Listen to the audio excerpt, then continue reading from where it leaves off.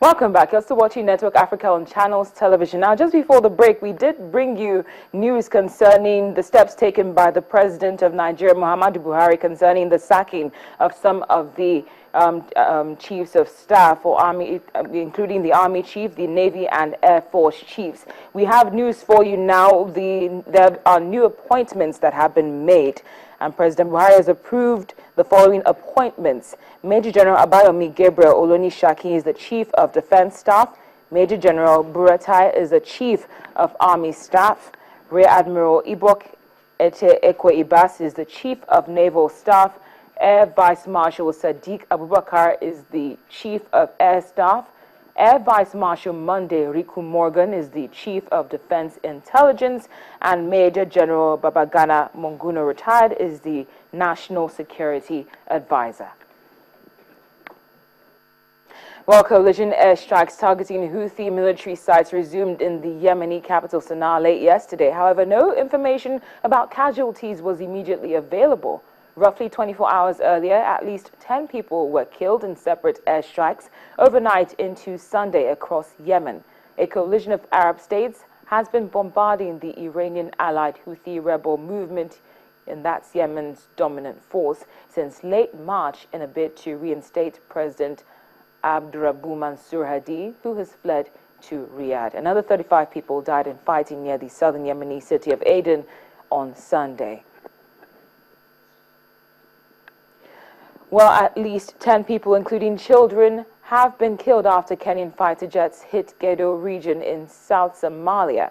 Residents of Damas town have told the media that the early morning attack has resulted in the deaths of 10 civilians, including underage children. The attacked small town is under the territory controlled by armed group Al-Shabaab, but there was no report on Al-Shabaab casualty or strike on their base. Kenya Air Force often carry out attacks in the region, which has strong presence of Al-Shabaab fighters, which has carried out deadly attacks inside of Kenya. And this comes almost a week after Al-Shabaab attacks killed 14 quarry workers in the border town of Mandera near Somalia border. Well, for more on what's happening in Kenya, we're joined now by Ann Kiyoko. And thank you very much for your time on Network Africa. Thank you very much for having me.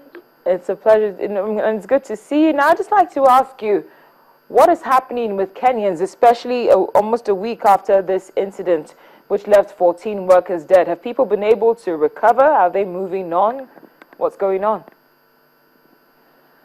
Okay, I must admit that there has been insecurity problems here in Kenya, and we have been victims to Al-Shabaab attacks severally in the recent months.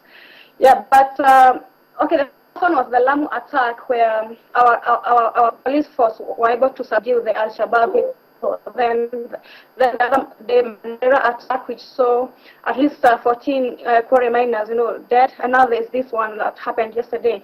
So I must admit we have the threat, but our country is doing all it can to see that Kenya is secure and there's security, presence here. So but we must admit that we have that challenge of Al-Shabaab. So do you have the confidence? Has the government been able to basically restore the confidence, the sense of security to Kenyans based on what you're telling us?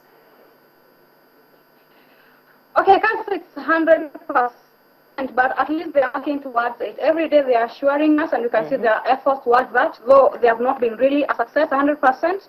Yeah, and yeah, we are still living in fear here and there and praying that things will be okay, but still we are sure that the government is working towards a proper security in Kenya.